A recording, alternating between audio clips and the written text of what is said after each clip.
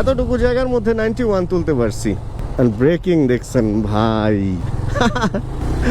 ভাই আমি really satisfied. আমি এতদিন এফজেড কিনি নাই, কারণ 150cc এফজেড আমার দরকার ছিল না। ওটা যার দরকার ওটা সে কিনবে। বাট এই এফজেডটার মধ্যে ওই 150cc-র আরাম, ব্রেকিং এর কনফিডেন্ট অ্যান্ড সব কিছুর পর এই যে ইঞ্জিন পাওয়ারটা দিছে ভাই, এফজেড না কিনে থাকতে পারি না, এই কারণেই কিনছি। এখন ভাই হেটার লাভার থাকবেই একটা বাইকের, তো ওদের কারণে যদি আপনি বাইক কিনা বন্ধ করে দেন তাহলে তো সমস্যা। এখন আপনার যে বাইকটা পছন্দ, আপনার যদি সুজুকি পছন্দ হয়, ওটার হেটার লাভার দিয়ে আপনি কি করবেন? চালাবেন তো আপনি। বাইকে একটা প্রবলেম হইলে ওইটাও আপনারই ভরতে হবে।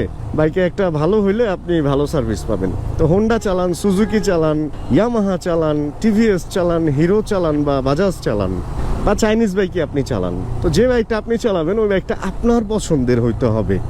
হোয়াট এভার কে দালাল বললো, কে দালাল বললো না, এগুলা ভাই কমিউনিটি মানে জানেন, ইউনিটি যেখানে কম, মানে কম ইউনিটি।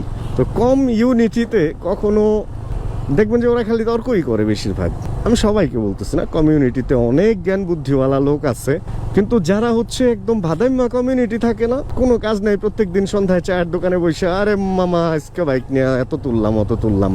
তো এদের মেন কাজ হচ্ছে বাইকের পিছনে মারা আর কি, বা বাইক কোম্পানির পেছনে লেগে থাকা। কোনো কোম্পানি থেকে যদি সুবিধা পায় তাহলে ওটা হলো অতিরিক্ত ভালো, আর যদি সুবিধা না পায় তাহলে ওই অতিরিক্ত খারাপ হয়ে যাবে বাইকটা। এরকম কিছু ভাদাইম্মা বাইকার আছে যারা লাইফে মনে করে যে বাইক চালানোটাই তাদের লাইফে একমাত্র গোল এবং অ্যাচিভমেন্ট। সে একদম অমুক জায়গায় গেছে, তমুক জায়গায় গেছে, এটা একদম সে মানে উদ্ধার করে ফেলছে বাংলাদেশে ওইখানে যায়।